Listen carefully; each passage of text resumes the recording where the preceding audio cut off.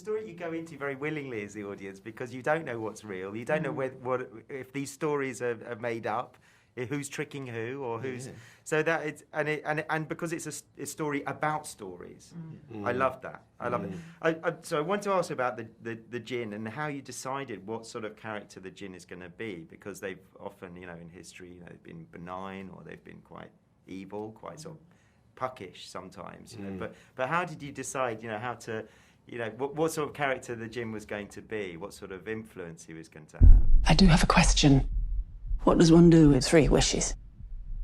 Yeah, I think, the decision about what kind of character the jinn is sort of written and baked into the literature, the original story, and essentially what became the script.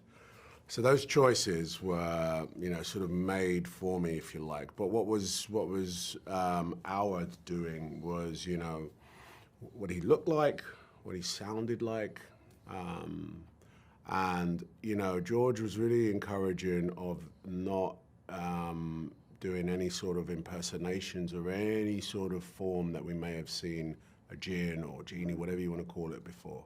It's really important that even down to how, what he looked like.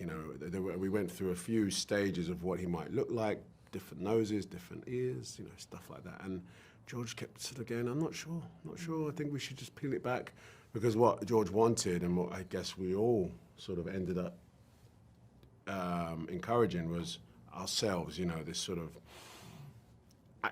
inside-out performance, this thing that's coming from Idris, from Tilda, into this story, which is already really well constructed. So one of the big key decisions for us is what he sounded like.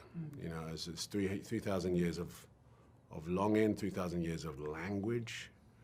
And for us, that was like, for me, it was a huge challenge, but it was also one of the most satisfying things I've ever done in my career.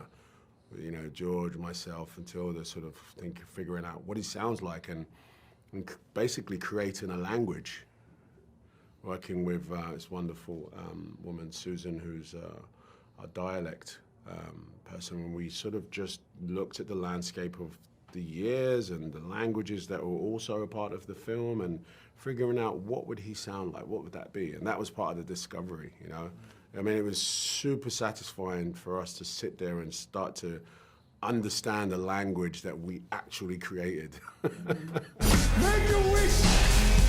Save yourself! And then, obviously this beautiful story, this character that wants something and longed for a long time, that really sort of kind of steered where I ended up playing him.